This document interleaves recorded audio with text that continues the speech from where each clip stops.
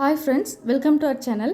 சப்பாத்திக்கு ஏற்ற மாதிரியான சூப்பரான வெஜ் குருமா ஹோட்டல் ஸ்டைலில் நல்ல வாசனையாக சூப்பராக எப்படி செய்யலாம் அப்படிங்கிறத இந்த வீடியோவில் பார்க்கலாம். குக்கர் நல்லா ஹீட் ஆனதும் ஆயில் சேர்த்துருக்கிறேன். அப்புறம் ஸ்பைசஸ் எல்லாமே நம்ம சேர்த்துக்கலாம். சோம்பு, பட்டை, கிராம்பு, ஏலக்காய், பிரியாணி இலை எல்லாத்தையும் சேர்த்துக்கலாம். ஒரு பெரிய சைஸ் வெங்காயத்தை குட்டி குட்டியாக கட் பண்ணி இதனுடைய சேர்த்துருக்குறேன். இப்போ வெங்காயம் வந்து நல்லா பொன்னிறமாக வேகணும், அந்த அளவுக்கு நம்ம வதக்கிக்கலாம். இது கூட 1 ஸ்பூன் அளவுக்கு கல்லுப்பு சேர்த்துருக்குறேன். லாஸ்ட்டு கிரேவி வச்சு முடிச்சதுக்கப்புறம் டேஸ்ட் பண்ணி பார்த்துட்டு எக்ஸ்ட்ரா தேவைன்னா நம்ம சேர்த்துக்கலாம். தாளிக்கிறதுக்கு கொஞ்சமாக கருவேப்பிலை சேர்த்துருக்குறேன். வெங்காயம் நல்லா பொன்னிறமாக வதங்கினதுக்கப்புறம் இஞ்சி பூண்டு பேஸ்ட்டு சேர்த்துக்கலாம்.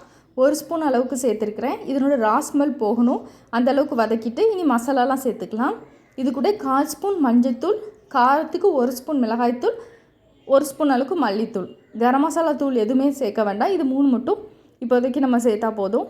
இதை லைட்டாக 1 நிமிஷம் மட்டும் வதக்கிக்கலாம். இன்னும் நம்ம வீட்டில் இருக்க வெஜிடபிள்ஸ் வந்து குட்டி குட்டியாக கட் பண்ணி சேர்த்துருக்கலாம். நான் இன்றைக்கி உருளைக்கிழங்கு, கேரட், பீன்ஸு, பட்டாணி எடுத்துருக்கிறேன். இது கூட காலிஃப்ளவர் நம்ம சேர்த்துக்கிடலாம். உருளைக்கிழங்கு கொஞ்சம் அதிகமாக சேர்த்துக்கலாம், நல்லாவே இருக்கும். நான் ஒரு பெரிய சைஸ் உருளைக்கிழங்கு, 1/2 கேரட், 4 பீன்ஸ் எடுத்துருக்கிறேன். பச்சை பட்டாணியை வந்து ஃப்ரெஷ்ஷான பச்சை பட்டாணி அப்படின்னா நம்ம டைரெக்டாக இப்போவே சேர்த்துடலாம். நான் வந்து காஞ்ச பட்டாணி தான் ஊற வச்சு ஹாஃப் குக் ஆனதுக்கப்புறம் தான் நான் சேர்த்துருக்குறேன். இனி ஒரு 3 to 4 விசில் வைப்போம். அதுக்குள்ளே உங்களுக்கு பட்டாணி வெந்துடும் அப்படின்னா டேரெக்டாக ஊற வச்ச பட்டாணி சேர்த்துக்கலாம். நான் ஹாஃப் குக் பண்ணி சேர்த்துருக்குறேன், அப்போ தான் எனக்கு வந்து நல்லா வேகுது இந்த பட்டாணி. ஒரு தக்காளி சேர்த்து லைட்டாக வதக்கிக்கலாம். ரொம்ப நேரம் ஆயிலில் ஃப்ரை பண்ண தேவையில்ல. ஒரு சில தேங்காவும் 1/2 ஸ்பூன் அளவுக்கு சோம்பு எடுத்துருக்குறேன். இது கூட 2 ஏலக்காய் எடுத்துக்கிடலாம். இது கூட ஒரு 1/2 ஸ்பூன் அளவுக்கு கசகசா நமக்கு தேவை, அதையும் சேர்த்து நல்லா அரைச்சிக்கணும். ஒருவேளை கசகசா இல்லை அப்படின்னா அதுக்கு பதில் நீங்கள் ஒரு 4-5 முந்திரி பருப்பு கூட எடுத்துக்கலாம்.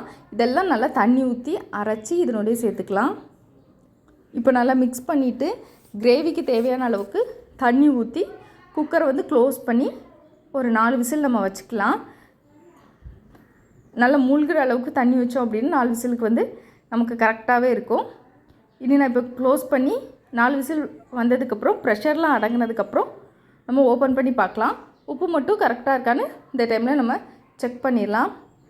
இப்போ ஓப்பன் பண்ணி பார்க்கலாம். நல்லா வாசனையாக சூப்பராக நமக்கு வந்து கிரேவி ரெடி ஆகிட்டு, நம்ம கசகசா சேர்த்துருக்கிறதுனால ரொம்ப சூப்பரான வாசனையாக இருக்கும்.